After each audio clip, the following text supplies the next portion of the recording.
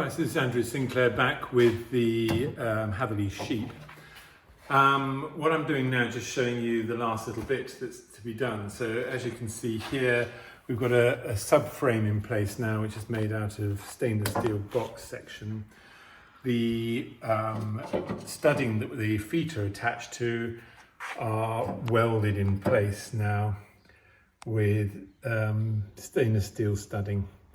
So each leg now that I've had to repair, of which there is 10 on the outer part of the sheep, is rock solid now, absolutely binding the whole thing together. So the feet now are part of the infrastructure here, which is now supporting the superstructure of the actual sculpture itself. So all of it now has become one integrated part, which is really what I wanted to happen. So I just wanted to show you the last little bit, really. I've mixed up some special glue that we use that will bond both the fiberglass and form an unbreakable bond with the actual cement fondue that the sculpture was originally made of, which is like a stone structure, basically. So what I'm doing, I've impregnated the glue with fiberglass strands so that it's extremely strong, and pasting it around the welded pegs that the legs go onto. So I'm gluing 2 legs at once at the moment here into position, and we need to know exactly how high the legs have got to be so that when the sculpture is turned over, you get all the legs touching the ground, or as close as we can get it, depending on how flat the ground is, of course. A bit later on, I'm going to be going over to Hatherleigh and just checking to see how flat everything is so that I can work out exactly how everything goes together, so that there's no major problems when I come to refit the sculpture on site. And now, I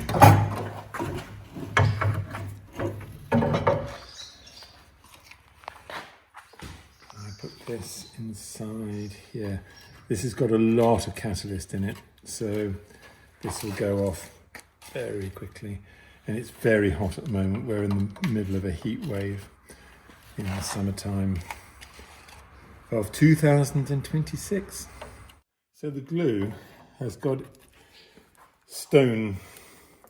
crushed stone powder in it, which gives me exactly the same colour as the original cement fondue, but it's just much stronger and more durable.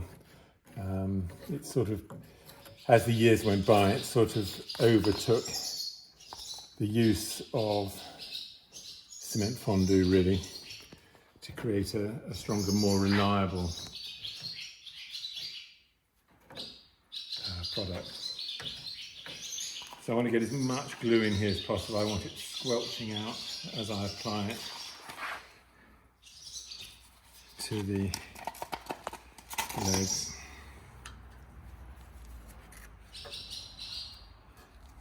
Right, I think as much as we're going to get in. So you can see the strands of fiberglass sticking out from the legs themselves. And now all I do, again, the way that the whole structure that this is supported on is made is so that this and this give me the ground level. So I'm leveling it off with all the other feet so that I know that everything fits in position. This has all been pre-measured, pre-drilled, and then they're bolted onto here so that I know that the feet are absolutely flat. Otherwise, you're going to get problems with the feet tilting at an angle. So this way, I'm absolutely guaranteed that everything will work. So I'm just pushing the glue into all the crevices to make sure there's a really strong bond. What I'm going to do after this is run around with a special filler that enables me to sculpt all of this back into place so that you won't be able to see where the repairs have been made. That's the premise behind the whole thing, and that's what we want to achieve. So I don't need to be too careful about this. This will go off incredibly fast. I've got about 10 minutes before this goes off. So I don't have to be too careful because although it's gone off, it's at an ideal sort of cheesy state is what I call it, to be able to file it all back and make sure that everything fits perfectly. And there's no bits of fiberglass sticking out. Great, so all I've got to do now is wait for that to go off, and then I've got 2 more legs to put on, which are these 2, which are already in place with the steel in place and welded nicely, and they'll be fixed in the same way that this is done. I want to do these 2 first because that will help me make sure that I'm getting the right level. The legs are now fixed in position, so they're rock solid.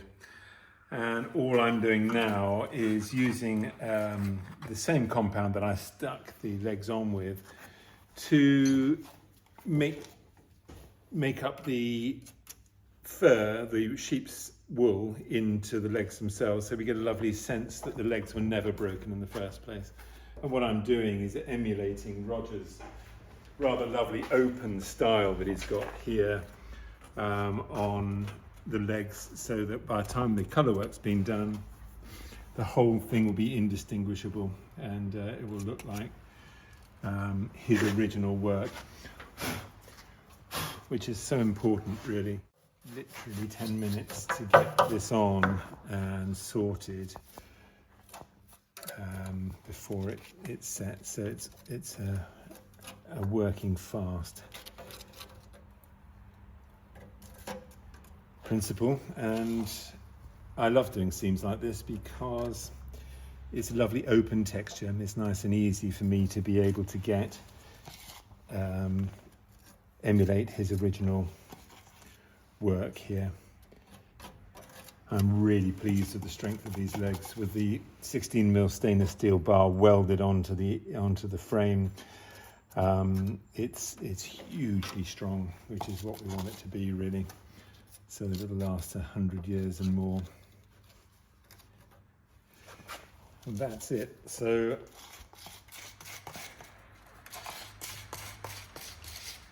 a rather nice, pleasing finishing work that goes on after all the hard work and foundation work has been completed and done. And we'll be able to match the colour in very nicely, I think, on this, just by using pigments afterwards. This is the final video that we're doing of the sheep.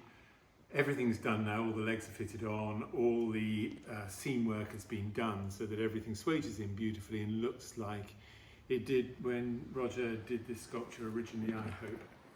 So I'm very pleased with it actually, because it's really, really strong, really strong. So the stainless steel is supporting itself and the whole of the sculpture now as a single unit. And I'm confident that these will last for an awfully long time, forever. And I've coloured them so that they match with the sculpture as it stands at the moment. Eventually they will weather in to the point where you cannot tell, naturally you cannot tell the new legs from the actual original sculpture at all. But it's going to take a few years for it to do that, so I'm preempting it a little bit and just putting some colour onto it, which I've done with pigment and acetone, to make it so that you won't notice that the legs are brand new. That's the idea behind it. And now hopefully I'd really like to show this to Roger Dean if he's up for it before it goes out, and the various people involved in this, so they can see what's going on underneath.